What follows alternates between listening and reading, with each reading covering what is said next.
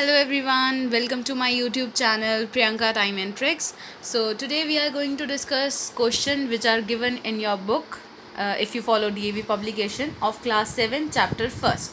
So without wasting any time, let's get started. If you want to make a note here, please take a screenshot first. And if you like my way of teaching, so please do like, share and subscribe my channel, and also press the bell icon to get the notification of my upcoming videos. So your first question is which of the following are rational numbers. अब देखो आपको पूछा गया है इन 4 आपको options दिए, इनमें से आपको पूछा गया कि कौन सा रैशनल नंबर है कि नहीं, मतलब येस और नो में आपको आंसर देना है. तो सबसे पहले हमने उसकी कंडीशन आपको दिमाग में लानी है कि कंडीशन ऑफ रैशनल नंबर क्या था. वो था return in the form of P upon Q. पहले तो वो पी अपॉन क्यू की फॉर्म में रिटर्न होना चाहिए. दूसरा Q is not equals to zero. ये भी हमें पता है कि क्यू ज़ीरो के इक्वल नहीं होना चाहिए. और H C F highest common factor P और क्यू का वो क्या होना चाहिए 1. ठीक है, ये 3 आपके कंडीशंस है रैशनल नंबर के. तो यही हमने माइंड में लेकर अब आपको ये चेक करना है. तो मैंने देखो लिखा फर्स्ट पॉइंट -3/1. ये सारे मैंने पहले चेक करा कि पी अपॉन क्यू की फॉर्म में है कि नहीं. सारे थे, ठीक है, फ्रैक्शंस में थे. अब -3 को हम -3/1 लिख सकते हैं, तो इसलिए ये पी अपॉन क्यू की फॉर्म में है. सेकेंड कंडीशन अब हमने क्या चेक करनी है कि x is not equals to zero, sorry q is not equals to zero, मतलब आपका जो डिनोमिनेटर है वो ज़ीरो के इक्वल नहीं होना चाहिए. तो देखो फर्स्ट में 1 है, क्लियर. 3 है, क्लियर. यहाँ पर 0 है, तो मतलब हम डायरेक्ट आगे चेक नहीं करेंगे. ये फ्रैक्शन में ज़रूर था p अपॉन क्यू की फॉर्म में, बट यहाँ q की वैल्यू कितनी दी हुई है 0. पर हमने पढ़ा है कि रैशनल नंबर में कंडीशन में बोला गया है कि q 0 के इक्वल नहीं होना चाहिए, पर यहाँ तो दिया हुआ है. तो मतलब आपका आंसर क्या आ जाएगा, नो. मतलब ये डायरेक्ट हमें पता लग गया कि 4/0 रैशनल नंबर नहीं है. ठीक है. अब थर्ड आपने क्या स्टेप चेक करना है, H C F of P and Q, मतलब न्यूमिनेटर और डिनोमिनेटर का highest common factor H C F कितना होना चाहिए 1. तो देखो -3/1 कुछ भी कॉमन नहीं है इस 1 के अलावा, तो मतलब एच सी एफ यहाँ पर 1 है, तो येस. इधर भी ये कैंसिल आउट नहीं हो रहा आगे फर्दर, तो एच सी एफ क्या है 1, येस. यहाँ पर हम पहले ही नो बोल चुके हैं. 0/-5 पी अपॉन क्यू की फॉर्म में भी है, और एच सी एफ यहाँ पर भी क्या है 1, तो ये भी येस हो जाएगा. ध्यान से देखना, डिनोमिनेटर में 0 आया तो नो आएगा. अगर न्यूमिनेटर में 0 है तब वो चल सकता है, वो रैशनल नंबर हो सकता है. ठीक है, तो ये आपका फर्स्ट क्वेश्चन था. अब जैसे हमने फर्स्ट क्वेश्चन डिस्कस किया, उसी से लिंक कर कर थर्ड क्वेश्चन भी एकदम वैसा ही है. तो पहले मैं वो डिस्कस कर रही हूँ, फिर सेकंड क्वेश्चन करूँगी. तो थर्ड क्वेश्चन आपका क्या बोलता है, which of the following are positive rational number. अब आपको पहले क्वेश्चन में आइडेंटिफाई करना था कि कौन सा रैशनल नंबर है. थर्ड क्वेश्चन में पूछा गया है पॉजिटिव रैशनल नंबर कौन सा है. ठीक है, तो पहले अब इसमें एक और लिंक आ जाएगा. हमने रैशनल नंबर की इक्वेशन तो सेटिस्फाई करनी ही करनी है, बट इसके साथ क्या करना है आपने, अब वो चेक करना है कि पॉजिटिव है कि नहीं. तो देखो आपकी कंडीशन हमने फर्स्ट क्वेश्चन में डिस्कस कर चुके हैं, मैं फिर से रिपीट नहीं कर रही. तो -2/9 पी अपॉन क्यू की फॉर्म में, एच सी एफ भी 1 है, पर मैंने आंसर नो क्यों लिखा है, बिकॉज यहाँ माइनस दिया है, तो ये पॉजिटिव रैशनल नंबर नहीं है. रैशनल नंबर ज़रूर है बट नेगेटिव है, पॉजिटिव नहीं है. तो आपसे पॉजिटिव पूछा गया तो आंसर नो. ठीक है.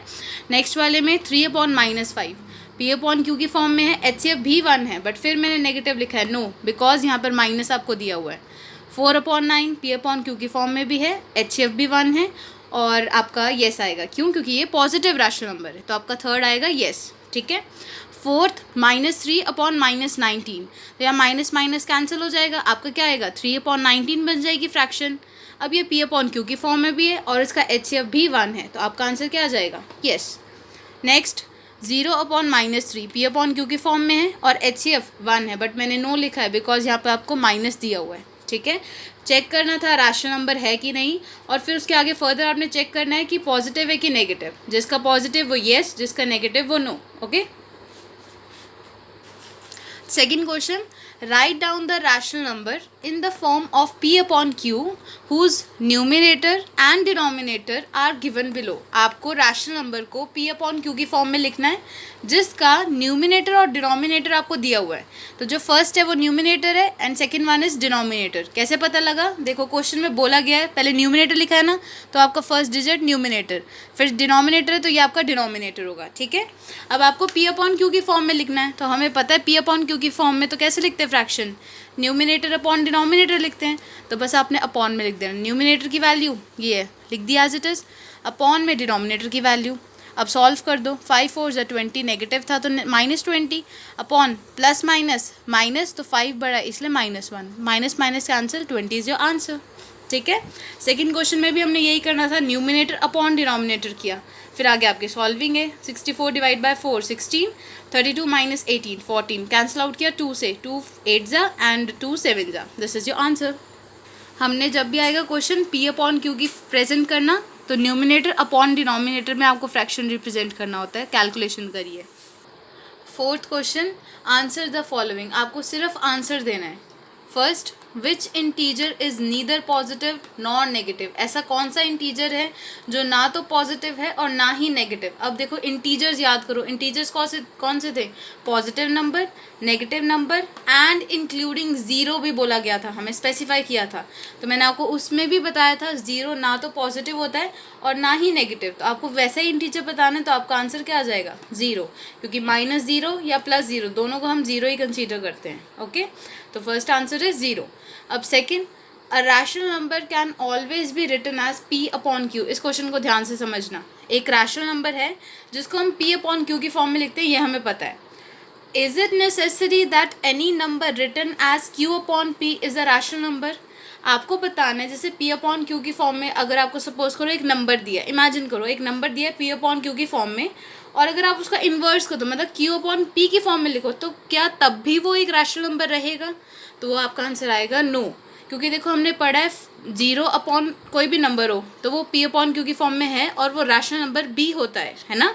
P अपॉन Q की फॉर्म में मैंने लिया 0/4, अगर मैं इसका उल्टा कर दूँ, मतलब Q अपॉन P कर दूँ, तो वो आ जाएगा 4/0, और वो हमें पता है वो रैशनल नंबर नहीं होता। क्यों नहीं होता, क्योंकि आपका डिनोमिनेटर P है यहाँ पर डिनोमिनेटर, तो आपका जो डिनोमिनेटर है वो 0 नहीं होना चाहिए, पर यहाँ पर 0 आ रहा है, तो ये आपका रैशनल नंबर नहीं है। मैंने यहाँ 0.4 लिया, आप कोई भी ले सकते हो। जब भी आपको ऐसा क्वेश्चन आया ना प्रूविंग का, इन्वर्स में प्रूव करना कि क्या वो रैशनल नंबर है कि नहीं, तो आपने 0 लेना है, अपॉन में कोई भी नंबर लिख दो, 2 3 4 जो मर्जी। फिर अगर आप Q अपॉन P करोगे तो 0 नीचे आ जाएगा, फिर हम बोल देंगे कि वो रैशनल नंबर नहीं है। क्यों नहीं है, क्योंकि डिनोमिनेटर यहाँ क्या है, 0 है, सिंपल। अब देखो फिफ्थ क्वेश्चन, वो बहुत इंपॉर्टेंट है फिफ्थ क्वेश्चन, ध्यान से समझना। आपको स्टेट करना है ट्रू और फॉल्स, और जस्टिफाई करना है आपको आंसर को, अगर आपको आंसर आता है फॉल्स। ठीक है, तो फर्स्ट पार्ट है every whole number is a natural number. आपको बोला गया है हर होल नंबर वो एक नेचुरल नंबर है। तो होल नंबर हमारे क्या थे, याद करो, होल ओ मतलब 0 से जो स्टार्ट होते हैं, और नेचुरल नंबर जो 1 से स्टार्ट होते हैं। ठीक है, अब आपको बोला है होल नंबर, हर होल नंबर नेचुरल नंबर है, मतलब ये 0 1 2 3 4 ये सारे के सारे नेचुरल नंबर है। बट हमें पता है कि 1 से नेचुरल नंबर स्टार्ट होते हैं, तो मतलब हम ये बोल सकते हैं कि यहाँ से, मतलब यहाँ से जितने भी आगे वो नेचुरल नंबर है, पर 0 नहीं होता है नेचुरल नंबर, तो इसका आंसर क्या आएगा, फॉल्स। और रीज़न आपका यही देना है, 0 is a whole number not a natural number. Got it. Second part, every natural number is an integer. आपसे पूछा गया हर नेचुरल नंबर एक इंटीजर होता है। तो नेचुरल नंबर क्या होते हैं, जो 1 से स्टार्ट होते हैं, और इंटीजर्स क्या होते हैं, पॉजिटिव, नेगेटिव और 0, इन तीनों का मिक्सचर हमारा क्या बोलते हैं, इंटीजर्स, जो नंबर लाइन पे शो होते हैं।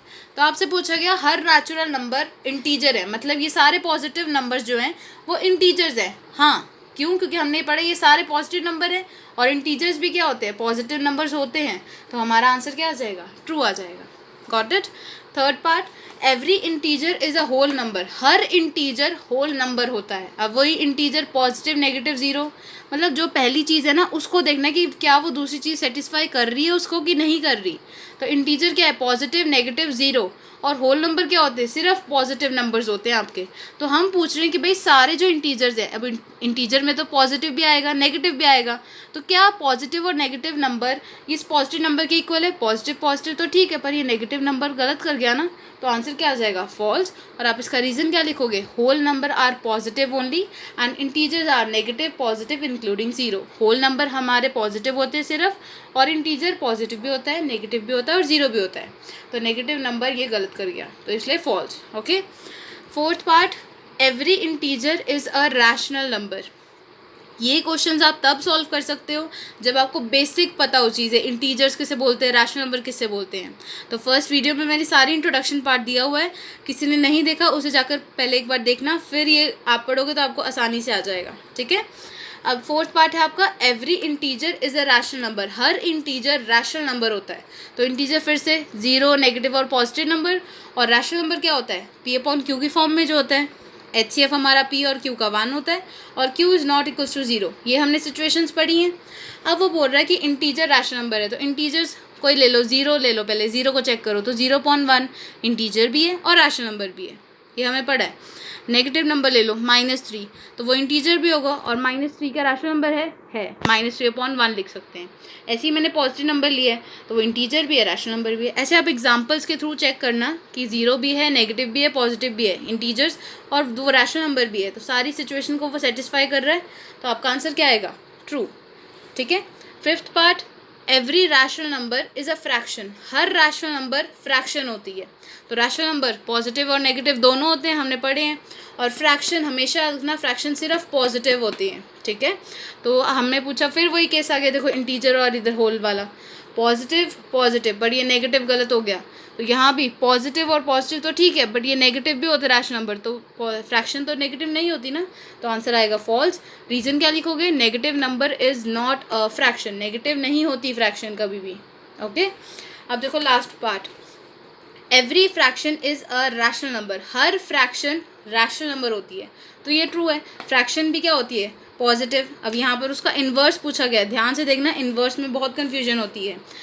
हर रैशनल नंबर फ्रैक्शन नहीं होता, but her fraction rational number ज़रूर होता है। फ्रैक्शन हमारी क्या होती है, पी अपॉन क्यू की फॉर्म में होती है और पॉजिटिव पार्ट होता है।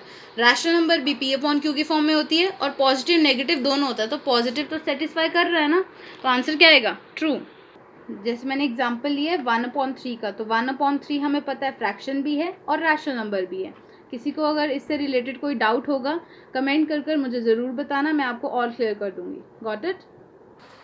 सो इस वीडियो में इतना ही, नेक्स्ट वीडियो में हम नेक्स्ट वर्कशीट डिस्कस करेंगे, तो तब तक के लिए take care, bye bye, thank you.